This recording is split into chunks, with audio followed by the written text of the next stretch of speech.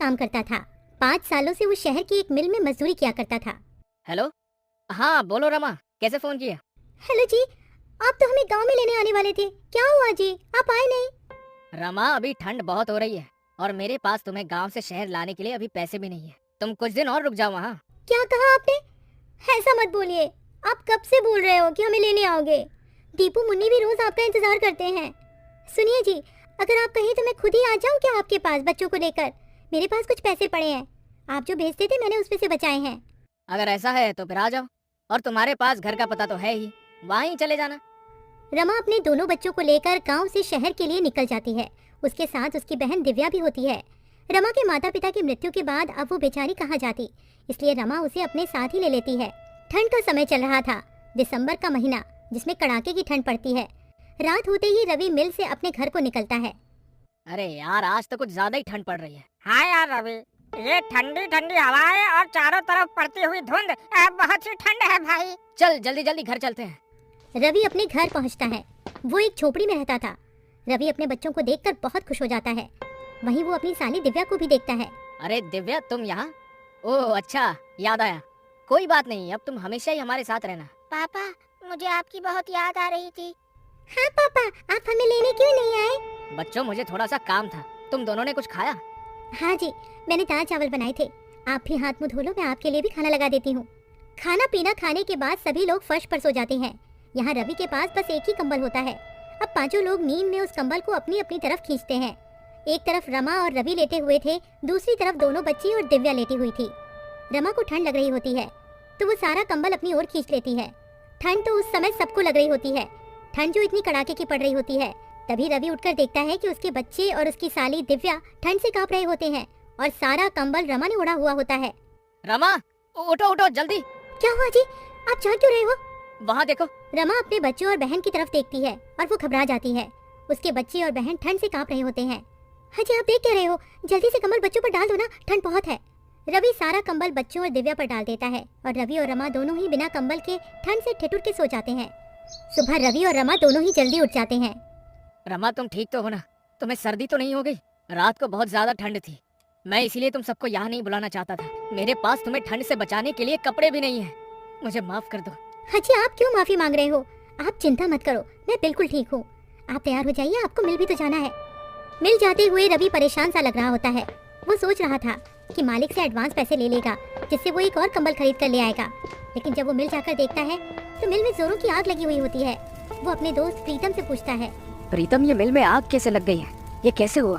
अरे क्या बताऊं यार, शॉर्ट सर्किट हो गया और मिल में आग लग गई।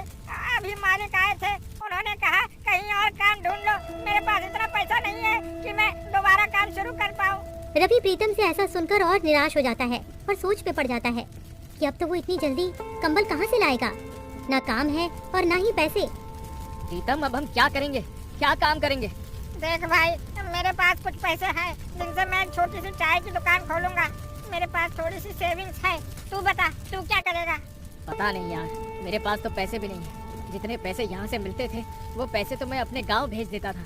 अब तो मेरे पास एक फूटी कौड़ी तक नहीं है। चल मैं घर चलता हूँ, फिर मिलेंगे यहाँ। रवि घर आ जाता है। उसे देखकर रमा समझ जाती है कि कुछ तो बात हुई है। रमा अभी तो कुछ नहीं कहती है। जब बच्ची और बहन खाना खा के सो जाते हैं तब रमा कहती है, क्या हुआ जी, जब से आए हो आप परेशान लग रहे हो, क्या बात है, बताओ ना मुझे। रवि रमा को सारी बात बता देता है। रमा भी रवि को ऐसे उदास देखकर खुद भी उदास हो जाती है और कहती है, हाजी आप इतना परेशान क्यों हो रहे हो? सब ठीक हो जाएगा, भगवान पर भरोसा रखो। मेरे पास कुछ पैसे बचे हैं, उनसे आप थोड़ी सी रुई और कपड़ा ला देना, मैं उससे एक रजाई बना लूंगी। उसके बाद आप काम ढूंढने चले जाना। सुबह होते ही रवि रमा को रुई और कपड़ा देकर वहाँ से चला जाता है और रमा रुई को कपड़े में भरकर रजाई की तरह सिल रही होती है। तभी, दीदी क्या हुआ, सब ठीक तो है ना? जब से हम यहाँ आए हैं जीजा जी कुछ दुखी से रहते हैं, क्या उसकी वजह मैं हूँ? अरे दिव्या, तू पागल है क्या? ऐसा कुछ भी नहीं है। तू तो जानती है ना, तेरे जीजा जी तो ऐसे नहीं है जैसा तू सोच रही है। वो तो उनकी मिल में आग लग गई है, वो इसीलिए परेशान है। तू ज्यादा अपना दिमाग मत चला। हाँ, जाकर अब अपना काम कर। रमा एक सुंदर सी रजाई बना देती है। उधर रवि पूरे दिन यहाँ वहाँ काम ढूंढता है पर उसे कोई काम नहीं मिलता है। वो निराश होकर घर आ जाता है। रवि घर आकर देखता है रमा ने एक सुंदर सी रजाई बना ली होती है। अरे वाह, रमा तुमने तो बहुत ही सुंदर रजाई बनाई है। अरे तुम तो बहुत ही अच्छी रजाई बनाती हो। जी, वो गांव में खाली समय में मैंने रजाई बनाना सीख लिया था। आप बताइए, कहीं काम मिला क्या आपको? नहीं रमा, बहुत ढूंढा पर कहीं कोई काम नहीं मिला। कल फिर जाऊंगा, देखते हैं, कहीं कुछ न कुछ काम मिल ही जाएगा। रमा बच्चों को नई रजाई में सुला देती है और खुद दोनों मियाँ बीवी पुराने कंबल में सो जाते हैं। अगले दिन रवि का दोस्त प्रीतम रवि का हाल पूछने उसके घर आया हुआ होता है। तभी अरे वाह रवि, ये रजाई तो बहुत अच्छी है, कहाँ से लाए हो? अरे प्रीतम, मैं ये कहीं से लाया नहीं हूँ। ये रजाई तो तेरी भाभी ने बनाई है। क्या कह रहे हो? ये रजाई भाभी ने बनाई है? भाई ये तो बिल्कुल वैसी ही रजाई है जो दुकानों में मिलती है। अरे वाह भाभी जी, आप तो बहुत ही बड़ी कलाकार हैं। अरे तू वो सब छोड़, ये बता तेरी चाय की दुकान का क्या हुआ? हाँ भाई, मैं इसीलिए तो आया हूँ। मैंने हाईवे पर एक चाय का स्टॉल खोला है। तू बता, तेरा क्या हुआ? कहीं पर काम मिला कि नहीं? नहीं भाई, अभी तो मुझे कहीं भी कोई काम नहीं मिला। मिल जाएगा, वैसे भी मैं ढूंढ तो रहा ही हूँ। अच्छा, आप भाभी एक रजाई मेरे लिए भी बना देना, मुझे ये रजाई बहुत पसंद आई है। जी भाई साहब, मैं आपके लिए भी एक ऐसी ही रजाई बना दूंगी, आप ले जाना। अच्छा रवि, तुम एक काम क्यों नहीं करते हो? क्यों ना तुम रजाई बेचना शुरू कर दो?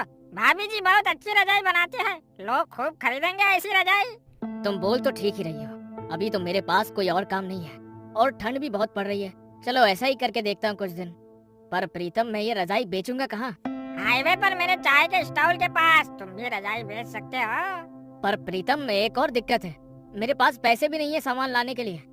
अरे तुम चिंता मत करो, ये लो पैसे, इनसे तुम सामान ले आना है। ठीक है, फिर मैं आज ही रजाई बनाने का सामान ले आता हूँ। क्यों रमा, ठीक है ना?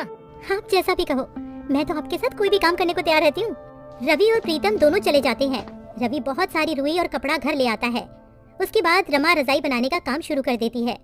रवि के साथ साथ रमा की बहन दिव्या भी उसकी मदद कर रही होती है और बच्चे भी रजाई में रुई भरने में लगे हुए होते हैं।